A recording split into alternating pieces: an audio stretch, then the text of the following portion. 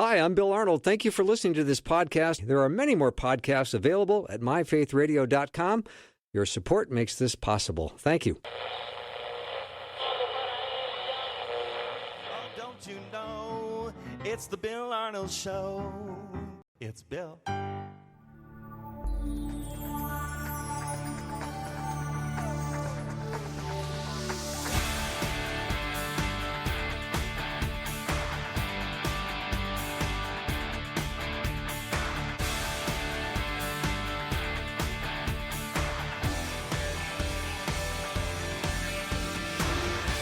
And a warm welcome to the Bill Arnold Show. Thanks for joining me today. You know, if you listen to the show, that I love apologetics, and today I have a chance to talk to Dr. Craig Hazen. He's joined the program for the full hour, and we're going to have an amazing opportunity to learn about the religions and Christianity in a world of religions, because we are confronted every day with people from various religions, and we always have to be willing, able, and ready to defend our position of Christianity in a world of religions. He is a professor at Biola University. He is the professor emeritus of Christian apologetics. So glad to be meeting him for the first time today. Craig, thank you for taking your time today to come on the show. Glad to be here, Bill. Thanks for having me. Well, I always say when you say yes to one thing, you're saying no to something else. So I do take that into consideration, and that's it's meaningful because I know how busy everybody is, but especially a guy like you. So thank you once again. Yeah, you're saving me from laying on the couch, eating potato chips, and watching Dog the Bounty Hunter. Exactly. Well, I love apologetics, and I always want to talk about apologetics, and I think everyone, to a certain degree, can sharpen their focus on it, and I think this is a great conversation to have. But I do want to learn a little bit about you, if you don't mind. I don't know how comfortable you like talking about yourself, but because you've not done the show before, I know everyone wants to know, who are you? Tell me about yourself. Wow, that's wide open right there. No, totally. Yeah, I did not grow up in a Christian home. I met Jesus as a senior in high school, and I was one of those a classic agnostics, even at that young age. And there are a lot of people gunning for me. And I think they just prayed, and then, the universe kind of opened up, and I was swallowed up into the Christian side of it. So the important part there is I didn't grow up in a Christian home. So I still wake up like about every third day going, wow, I can't believe I signed up for the right one. And so I've been curious ever since those days about not just Christianity, but what the other great world religious traditions have to say about the big issues in life, and how does Christianity compare to those things. And so I did a secular doctorate. I did a PhD in religious studies at the University of California in Santa Barbara, and that was a wild time. I don't know if there were any other Christians in the program, but it was a world, renowned program. And here I was, maybe the only Christian among the graduate students, certainly among the faculty. But I got a chance to compare my Christian life with what goes on in the other great world religious traditions. I wrote a book on it. It's called 5 Sacred Crossings. It's actually a novel. Wow. I discovered people don't really read academic books very often. Occasionally they will. So I decided to write a novel, and it's still going strong. I'm really thrilled the way that turned out. So I got to pack a bunch of things I love to talk about right into a fast-paced mystery story. This is such a great question. At dinner parties, I got my PhD in religious studies. How many people in the program do you think were Christians? I would think a lot of people would answer, well, I bet the majority were Christians. Yeah, they would think that. They hadn't really thought much about Christianity at all. But it took about 20 minutes once I walked down the first university hallway to see that, oh my, I'm think I'm on my own here, Jesus. Wow. So you're the Lone Ranger, and you are in a situation now where what kind of conversations are you having with other people in the program? as well as professors and everything else. Are you singled out as the weirdo? You know, here I had a strategy when I went to grad school, especially since I knew I was going to a very hostile environment for me as a professing Christian, for goodness sakes. And the strategy was I was just going to do great work. I was going to pull out all the stops. I was going to work as unto the Lord in writing papers and doing seminar presentations and you name it. And so do all that kind of work so that people they're going to be surprised when they discover I'm a Christian. Not because I'm bad at sharing the gospel or something, but because they wouldn't expect a Christian to rise to the top ranks of graduate students, you know. And so that game plan really worked out well. They were surprised that I was a Christian for the reason that I was doing great work, and they didn't expect a Christian to be doing that. Yeah, so you had already won them over before they really got into finding out who you were. Yeah, I mean, it actually became almost comedic. The chairman of the department of religious studies at the time, uh, that's quite an esteemed position she had. Well, I was at an academic conference, and so was she. So and we saw each other across. I almost said across a crowded room.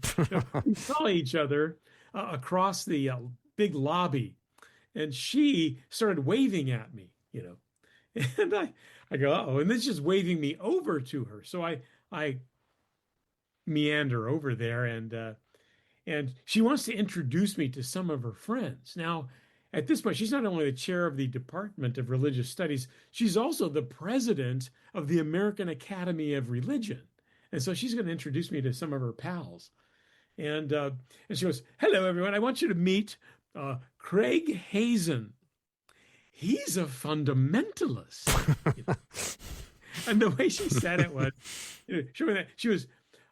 she thought we'd all be shocked, to find out that there was a conservative Christian who not only came from UC Santa Barbara, but was attending the American Academy of Religion. So she was very proud. She was very proud. I mean, her tone made it sound like, "Don't you wish you had one of these?" Funny. A fundamentalist, because that really rounds out our diversity profile big time. You were like the school mascot, weren't you? Yeah, I hadn't thought of that. I think I was at the time. Mm-hmm. That's very, very entertaining. Play your cards right, and you can have yourself a fundamentalist in your graduate. Dr. Craig Hazen is my guest, and we're so glad to be meeting him for the first time. But here we're talking today about Christianity in a world of religions. All right, Craig, let me ask you this. When we think about world religions, on a scale of 1 to 10, 1 being like very little, how much do you think the average person on the street knows about world religions? -13. Yeah, that's where I was going to go. I mean, not -13, but I was going to think, boy, most people don't know anything about world religions. Yeah, it's pretty rare. I mean, even people I know read a lot of books in the subject, and when I sit down and just have even a 5-minute chat, I go, oh, I think they missed a few things along the way, or just the cultural approach to these subjects has just overwhelmed good sense. Mm-hmm. So I'm just dying to jump in to find out more. I mean, I want to learn. I want you to teach, because this is a fascinating topic: Christianity in a world of religions. Yeah, well, what a good way to get started is to talk a little bit more about my graduate school days. That was really formative. By the way, side note, for those of you out there who are thinking about doing a doctorate in whatever field, especially if you're a Christian and you're going to go into a challenging environment, I want to encourage you in that, because I decided to bite the bullet and go to really, really secularized graduate school, because I really wanted to learn what Buddhists taught, and Hindus and Muslims, and Native American traditions, and the Mormons. What do these people all believe? And I wanted to study from people who were tops in their field, who really not only could teach these things at an academic level, but practice themselves. And so I could get a really good feel for what they're doing. Uh, but yeah, so going to a secularized program was just a really great way to do it. Um, but I was inside the graduate program, and there's a few things I learned that were just invaluable. Uh, and and one of the things I think that stands out the most as something that uh, I learned and I carried with me, and that I believed did a lot of heavy lifting, showing that Christianity is unique among the world religions, because that's what people are really wandering around with, the idea that they're all basically the same. I'm here to tell you they're not the same, and the few things that make them not the same are owned by Christianity and help it all to stand out in rather dramatic fashion. For instance, uh, the thing that I think grabbed my attention the most in graduate school, after studying all of the great world religions and comparing it to my Christianity, is this: that Christianity is testable. It's testable. Now, what do I mean by that? I mean that you can offer evidence for it, you can offer evidence against it, and the evidence actually means something. In other words, you can decide whether to become a follower of Jesus based on the evidence in the case. Now, some people might go, well, that doesn't sound that unusual. You can do that with other religions too, right? Well, no, you really can't. And that was one of the great revelations for me. Uh, Christianity is rather unique in being testable in that way. The idea that you can offer evidence for it or against it, and that the evidence would actually mean something. And usually, if I'm giving a lecture or something on this topic, somebody will say, well, can't you do that with the other religions? Well, no, you really can't, I would respond. Let's take Zen Buddhism, for example. A Zen Buddhist would think I'm rather crazy uh, to think that Christianity is uniquely testable, or to think that testability is valuable in any way, shape, or form. A Zen Buddhist does not think testability is going to help anything. In fact, they think it's an impediment to understanding religion, right? You're not, if you go around doing tests, putting religion to the test, you're never going to just have that pure experience that Zen Buddhists are really after. And so some religions like Zen Buddhism are right up front with the idea that Christianity might be testable, but who would want to test it? Because that's just throwing a big barrier in your religious progress. Some religions sound like they're testable, but then when you actually dig deep into them, poke and prod a little bit, do some exploratory surgery, as it were, um, you, some of these religions, you discover they're not really testable at all. I would put the Mormons in that category. Mormonism sounds like it's testable. And Bill, you've probably had some modern day Mormons come to your door. Yeah, well, I have. Mm-hmm. Give a little knock, and you look out the front window. You see that their bicycles are parked in your flower bed, and you're gonna have a little chat with them. Mm-hmm. And let's assume you've studied up on the subject, so you could ask a decent question if you wanted to. Yeah. Here are these young men at the door, and you're kind enough to invite them in. In fact, you're so good at it that they think you're a Mormon after the first 15 minutes, But they're disabused of that. And you invite them in for cookies and milk, and they ask if they can give their lesson. Well, you're not having a problem with that idea, so you invite them in. They give you a nice lesson, and you thank them afterwards. Thank you for giving me that lesson. You cared enough about me to ride your bike to my house today and do that. Thanks so much. So you get the Mormons at your door. You bring them in. They've given you the lesson, and then you start asking a few questions. And you ask them, "Hey, is it okay, guys, if I ask you a few questions?" And they're up for that. In fact, they're feeling pretty good. Their stomach's full of cookies. They've been able to give a successful lesson to a person. Usually, they don't get a chance to do that. And so Uh, so what comes next? I think we're Uh, gonna. I think we're gonna hold that thought, Craig, because in radio we call this a big cliffhanger. So when we come back, I want you to tell us what that thought is and that question you ask. Dr. Craig Hazen is my guest. We're talking today about apologetics. That's his specialty, but we're also discussing Christianity in a world of religions. We'll take a short break and be right back.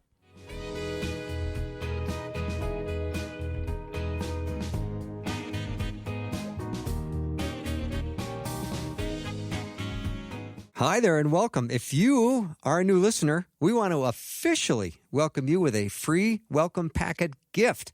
Request yours today at myfaithradio.com. I'm back with Dr. Craig Hazen. He's the professor emeritus of Christian apologetics at Biola University. And I was very engaged. I am very engaged with the story you started about this interaction with Mormons coming into your house, giving their teaching, and now all of a sudden you get a chance to ask them a question, and that's when we went to break. So let's pick up from there. So yeah, the Mormons have they've come into your house.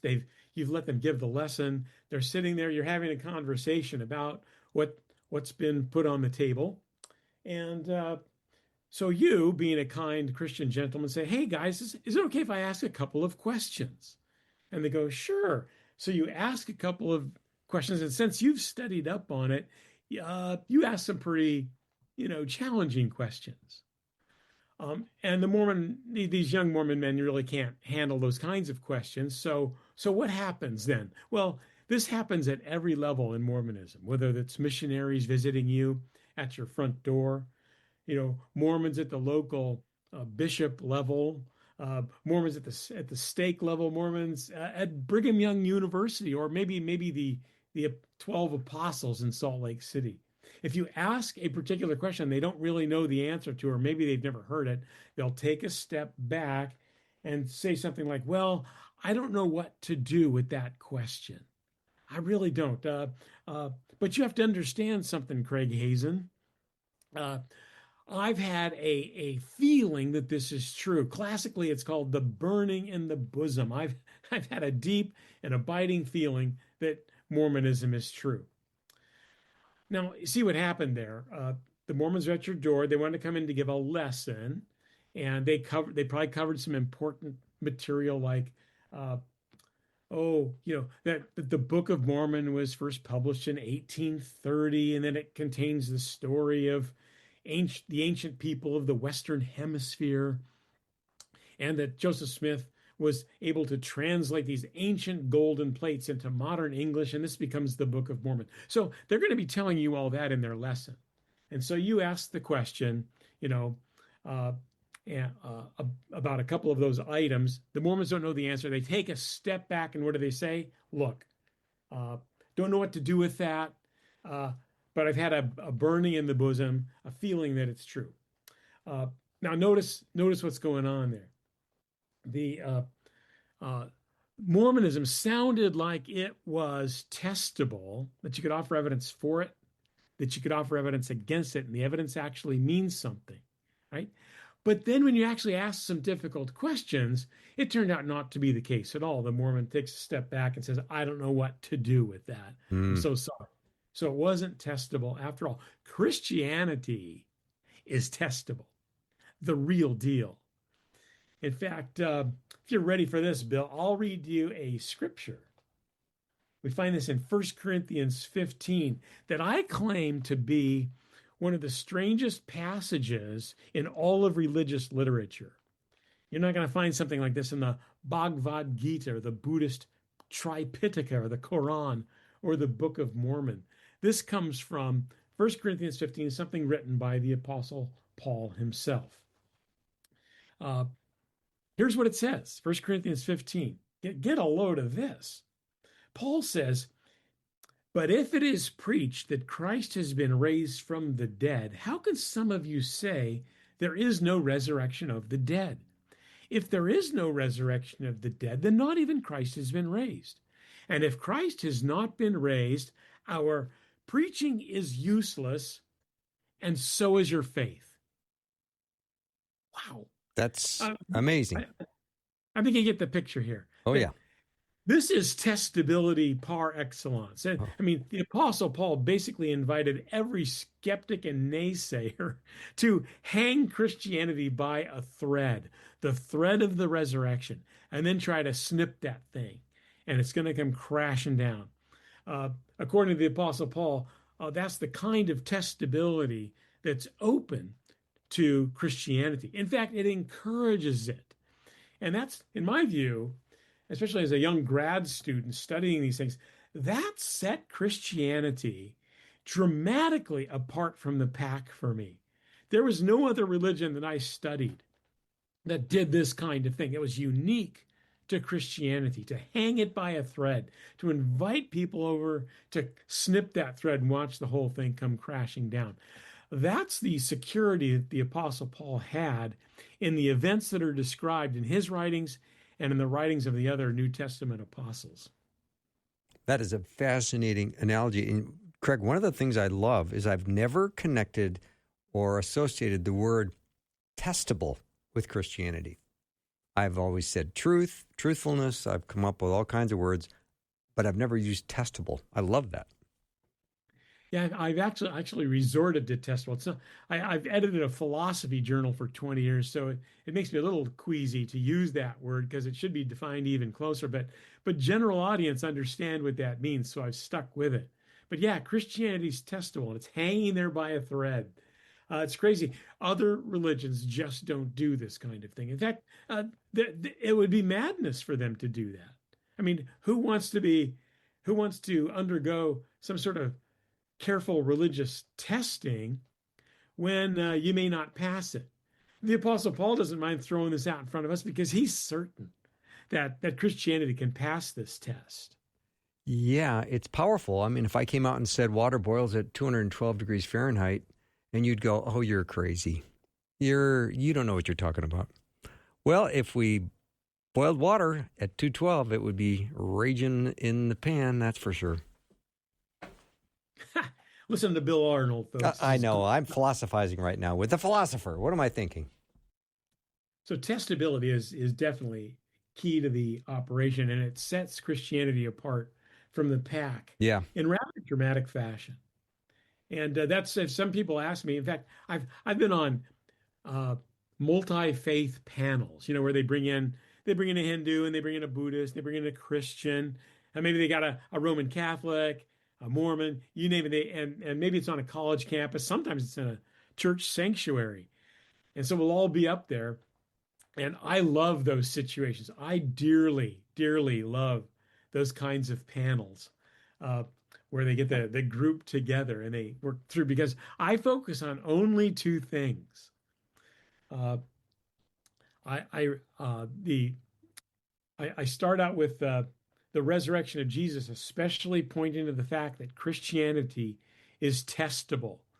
I tell you, every time I've presented that at one of these interfaith panels, uh, all the heads lean forward on the panel, and people are looking at me like, "What do you mean by that? What do you mean testable? What do you mean that you think you can know this to be true?" It's Mm-hmm. religion. It doesn't have anything to do with like inner knowledge. Or some sort of objective knowledge. Uh, we're talking religion, and they get rather disturbed by that in a good way. They just want to ask me all kinds of questions. Maybe it's my way of just dominating the interfaith panel, but they're so curious, and then they come up afterwards and ask me more questions. Like, you're making it sound like Jesus, like the evidence is clear and compelling that Jesus came back from the dead. Is that what you're saying? I say, yes, is exactly what I'm saying. They go, Mm-hmm. they say, I've never thought of it that way. Oh, my. And so I think your listeners, and probably it would behoove us too, to understand that people, that they're hearing us in very strange ways sometimes. They think the moment we invoke religion, like we're talking about religion, a whole bunch of new rules come up, and and you can't play by the old ones. Like if you're talking religion, it's all about some mystical feeling that you're having. If it's not about that, then what would it possibly be about? It couldn't be about looking carefully at the evidence. Well, actually, it can be. See, it turns out that the evidence is clear and compelling that Jesus was alive at point A, he was dead at point B, and he was alive again at point C. We can know this to be true uh, by the weight of the evidence. Mm-hmm. And that sets Christianity apart in dramatic fashion. Oh, that's well done. Well done, Craig. I'm really tracking with everything you're going with right now. I find that it's the most verifiable event in world history, the resurrection of Jesus, and they couldn't have continued this lie if it didn't happen over all these centuries. I mean, if I was to write a comprehensive story on the history of the United States and I left out World War II, I don't think I could sell too many copies of that book because there's still people alive from World War II that would go, how does he leave that out? Yeah. Guy's a fraud. He's a phony. I'm not going to be selling a lot of books as much as I'd like to. Yeah, I must say that the talk that I love to give the most at secular university colleges, where I'm most likely to bump into a busload of skeptics or people who really just kind of want to take my position down, is the evidence for the resurrection of Jesus. And I love that at secular venues because they're just not expecting what they're going to get. Mm-hmm. I actually give them a tremendous case for the resurrection. And there's a tremendous case to be had and to be presented. God did not leave us in the dark. He left a tremendous trail of evidence back through history testifying to what he did on our behalf. And it kind of drives me nuts. We're kind of like Dorothy in The Wizard of Oz. We've had the ruby slippers on all along as Christians, but we just don't seem to have the wherewithal to use them. Mm-hmm. I use them at every turn because it's just the evidence for the resurrection of Jesus clears out the spiritual fog like just about nothing else. Mm. And in a secular university graduate program like I was in, and there was so much spiritual fog. I was bringing up the resurrection on a fairly regular basis. And it just had this power among the other grad students who would hear the presentation. Like they knew that Buddhism didn't have anything close to that, for instance, not even close. And yet here was Christianity, the one religion they probably made fun of the most, actually had all the goods in terms of the evidence that we need to make the case. But that's not all. There's more. There is more that sets Christianity apart from the pack. And I'd love to hit you with some of that, too. Yeah, we're going to do that right after a short break. Dr. Craig Hazen is my guest. We're talking today about Christianity in a world of religions. Craig is the Professor Emeritus of Christian Apologetics at Biola University. We'll be right back.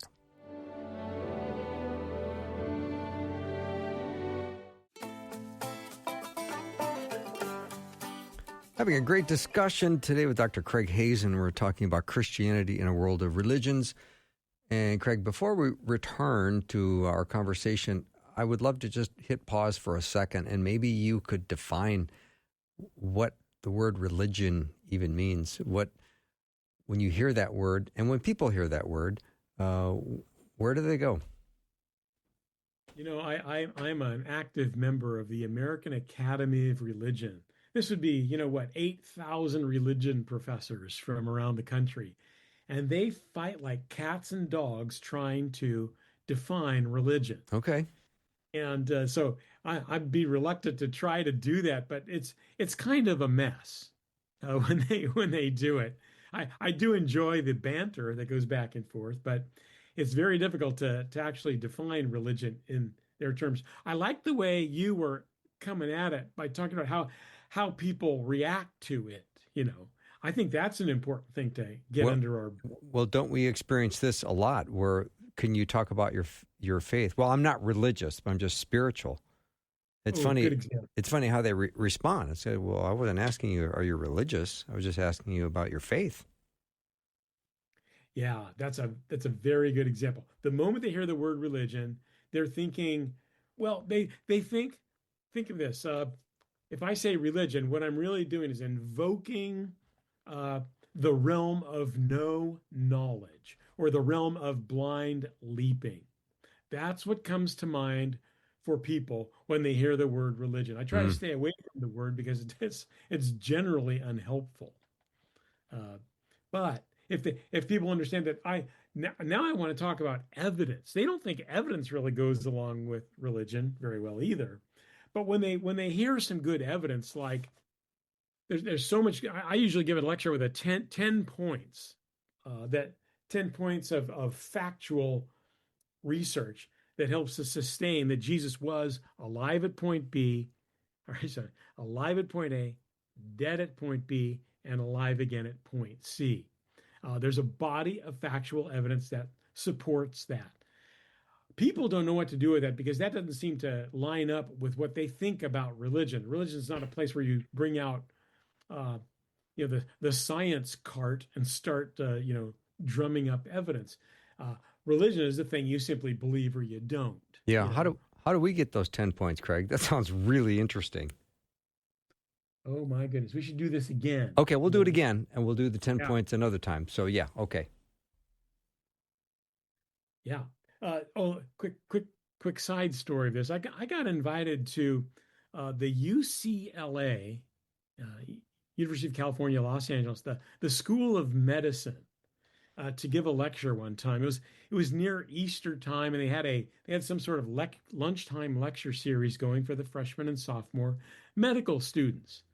They asked me if I wanted to come give a talk, and somebody thought this great idea up that we should invite in one of these local religion professors like Craig Hazen to give a talk on the resurrection of Jesus. After all, it's Easter time, and it'd be fun to see what one of these religious guys says about the resurrection.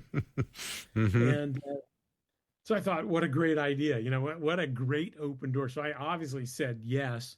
I remember I was in the car driving to UCLA that day to make the lunchtime meeting.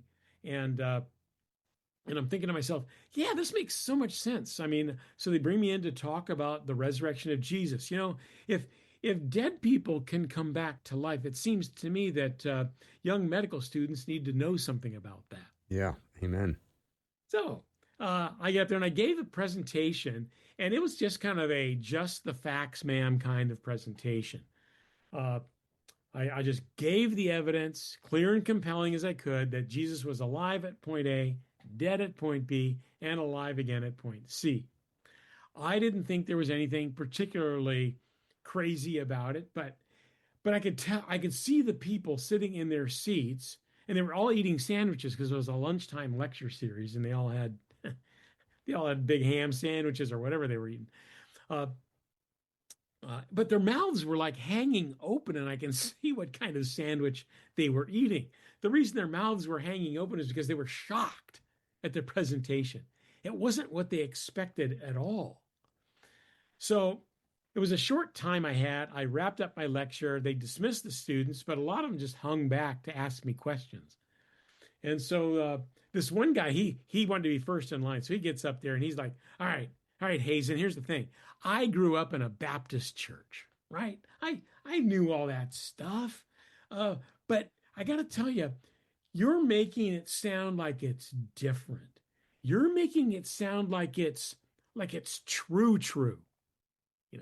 He was looking for words to really help describe what he's feeling about this, but he's thinking it's true. He obviously wasn't a philosophy major as an undergraduate. He's probably a fine medical student, but true.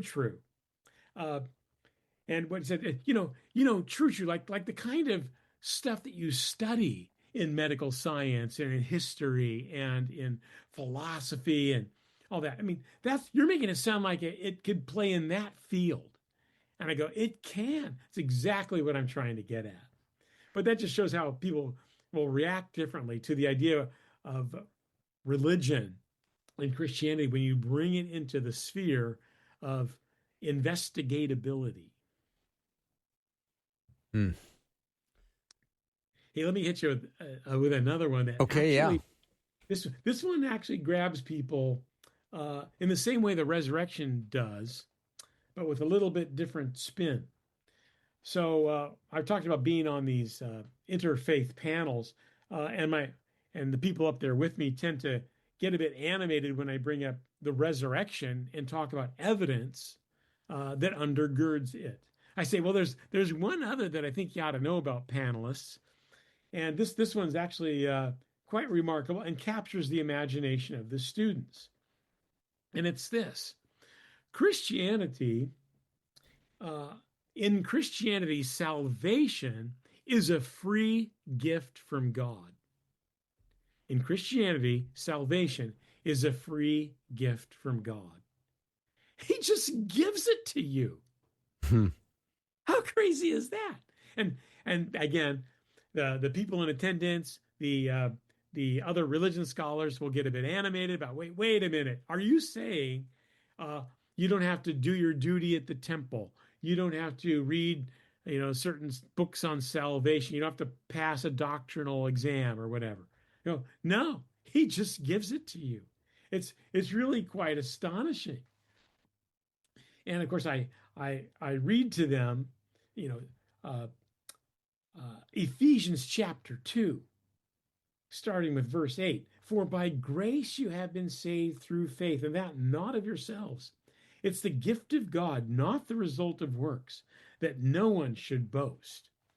I mean, by the way, the students I remember who've heard this in a classroom, they really have trouble reacting to that, and it's shown me that that students today need a little bit more splaining Yeah. with with regard to they need a little more splaining with what's going on with these Bible verses, and so they really didn't quite understand what I was meaning by free, but they were students, so they understood at some level the concept of something being free. I mean, they're students, so they're always looking for a free sandwich or a free music download or whatever. And but yeah, the idea that salvation is a free gift shocks everybody because they just assume they're going to have to work really hard at it, whether they're a card carrying member of a particular religious group or not. There's going to be a lot of hard work involved. And to think that God is there with this gift that's just unbelievable and ready to hand it over to people as his gift to them, it just people have a hard time getting their mind around that. Mm-hmm. Craig, do you think that when they're hearing this and responding to you favorably, that this is the Holy Spirit opening up their heart a little bit? Or do you think it's they're hearing truth and truth is resonating like never before, or a combination of both, or neither? Oh, yeah, combination of both for sure. Okay. Yeah, and that's this is why I'm in the field of apologetics, is because there's so much heavy lifting that can be done with some of these concepts in pushing the gospel forward. And we've neglected some of these important tools, but these are tools that were given to us by apostolic command, for goodness sakes. We got Peter in 1 Peter 3:15 saying, hey, you gotta know this stuff. People are going to be asking you some difficult questions, and you need to be prepared always to give an answer. And so we're missing out on some of the finest tools for evangelization that God prepared for us. So I want to urge everyone to just dig in and start with something by Lee Strobel or my good friend Sean McDowell, and start ramping up your knowledge base and your ability to communicate these important truths. It's worth every moment you'll spend doing that. Mm-hmm. And what's a good starting point just to get people engaged? I've always thought that all world religions are a way for you to get close to God. And Christianity, of course, being the only religion that shows how God tried to get close to us. Yeah, I love that. That alone is something people would have never really thought about. Mm-hmm. Your basic unbelievers, if they're thinking about you, Bill Arnold, they're thinking, he's kind of a religious guy. Right. He's wandering around with all kinds of, fancy ideas about about fairy tales and religious miracles and supernatural things. He's not to be taken seriously. But if you're able to present some things on a factual basis, it makes a huge, huge difference. Mm-hmm. And I really love your comment, Craig, about the testability of Christianity. Again, I marvel that I've never connected that word to my faith. I've always used truth and evidence, but I've never used testability, which I love. So we're going to take a short break and come right back. Dr. Craig Hazen is my guest. He's the Professor Emeritus of Apologetics at Biola University. We'll be right back.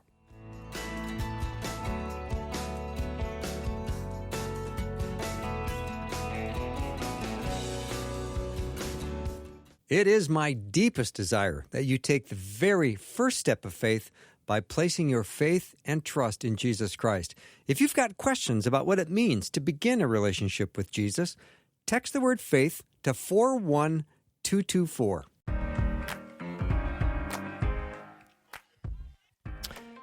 My guest today is Dr. Craig Hazen. He is the founder of the Master's Program with a concentration in Christian Apologetics at Biola University. He did his master's and his PhD in Santa Barbara, California, so I don't really have a lot of sympathy for him because that's a pretty nice place to be living for a while, isn't it? Oh, yeah. Yeah, that's a place to suffer for sure. Yeah, I went to graduate school at UC Santa Barbara, and my wife was so excited when I chose that school because it's just beautiful, right on the California coast. Gorgeous place. Yeah. Plenty of ideas to be challenged there, too. Oh, yeah. We're talking today with Craig about Christianity in a world of religions. If you just joined us, and I have found this hour fascinating so far, Craig, thank you so much for bringing your wisdom and expertise and experience to this. Again, when you started off in your PhD program in religious studies, there weren't a lot of Christians there, which I find fascinating. I'm still thinking about that. Almost like I do when I hear about a hospital chaplain, and you find that of the 6 they have employed, like there's only 1 that's a Christian. And I think to myself, boy, there's a lot of religious ideas being peddled every day, everywhere, isn't there? Oh, yeah. Yeah, and yeah, I'm speaking from Southern California too, so I'm a stone's throw from Hollywood. Sure. Oh my gosh, there are new religions being invented right this very second on street corners in Hollywood. Mm-hmm. Yeah, I remember I was working in California for a while, and I was watching this guy on Sunday morning early, and I remember he was kind of this New Age guy, and I'm thinking, he's drawing an audience, and I don't get it, because he would say things that just made no sense. Like he'd say things like, every experience brings you closer to the oceans of your existence. And I think, what in the world does that mean? Oh, that brings back memories. But I mean, that's a little bit of the nonsense that's out there. And I'm living in a world of unbelievable urgency where I think people need to hear the gospel truth so they can surrender their lives and come to faith, because time is limited. Yeah. Yeah, your comment reminds me that religion is just a free-for-all out there. And people think anything goes. That's why I like to bring one thing to a secular university campus, which is usually, really out there in terms of where the ideas are going. I love to talk about the evidence for the resurrection of Jesus in a secular environment, because people, they really react kind of weirdly in a good way, that they don't know even how to talk about that particular subject, because testability and evidence and investigation doesn't comport, or it doesn't line up with discourse about religion, but it does in terms of Christianity. Mm-hmm. And is there a more verifiable event in human history than the resurrection? I don't believe there is. Not from that time frame, for No. sure. Mm-hmm. Yeah. But the world... God was very generous to us. giving us all that we need to put our trust in him. He gave us the goods. And I'm just grateful every day, because when you study these other religions, you go, wow, let's say Buddhism is the next best thing to Christianity. And you dig into Buddhism and you go, oh my, it might be the closest thing, but it's still, miles and miles, probably light years and light years away. Mm-hmm. Truth. It's just crazy. So, Craig, when you're talking to someone, I'm sorry, you didn't finish your thought, and I interrupted. I like bouncing off your thoughts. Okay. So when you are in a conversation with someone that starts to give you a little bit of their perspective on their religion, what's the kill shot? And I don't mean this in a gotcha sort of way, but what's the best kind of question to ask to get them to drill down to what they really truly know and believe about what they're saying? Yeah, people do love to talk about their religious ideas. Not all people, but a good number of them. And so if you bring any of these ideas up in a non-dogmatic way, that is, hey, so let's say you're off to church one morning, your neighbor sees you all loading into the car. It's clear that you're going to church. And so when you're back from church on that Sunday afternoon, he brings it up like, hey, so where do you guys go to church? And, and then you give a little info, and then he says, well, what's that about? And then you give a little more info, and maybe they start to become interested. Maybe they don't. But being gentle is a great way to do it first. Mm-hmm. And don't put the hard hammer down too quickly. Like, you believe what? Give Right. them a chance to start talking about what they believe. And because they probably haven't done it very much, and that can be very helpful. And understand that,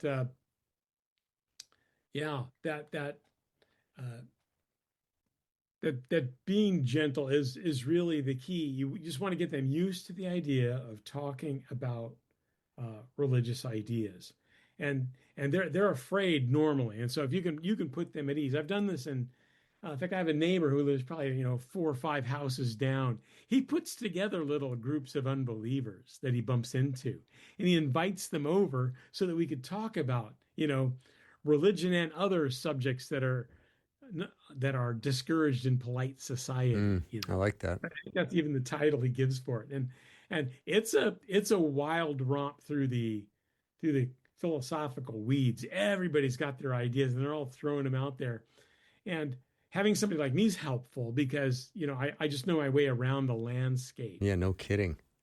Boy, would I love to have you as a neighbor. Yeah. Yeah. So you put the brakes on at certain points when you know it's not going to be fruitful. Right. Yeah. But to make sure that you take your time. And if it's a neighbor that's probably going to be living to you for the next 10 years, you really want to take your time doing it. Yes, I agree, Craig. You don't want to explode some gospel bomb on your first encounter. No, I think that's wise. All right. Yeah, I have absolutely loved having you on the show, and I know that we're going to have you back, and we're going to talk about the 10 points that you share about the evidence for the resurrection. I've already talked to my lawyer, so there's no way you can get out of that. So thank you very much for doing the show. It's really been nice meeting you, and Wyatt and I were just saying how much we've enjoyed this hour, so thank you again and again. My great pleasure. Thanks for having me on. You bet. Hey, I don't know if you've downloaded the Faith Radio app.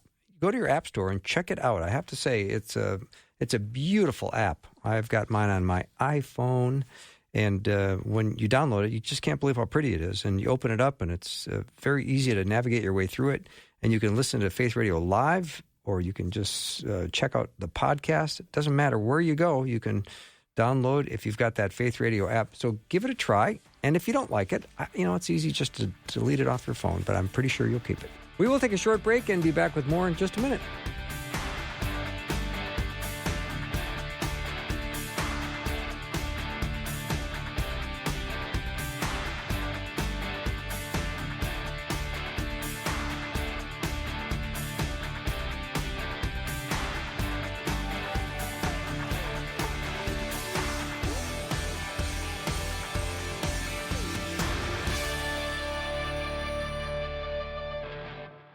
Thanks for listening. Programming like this is made available through your support. Information available at myfaithradio.com.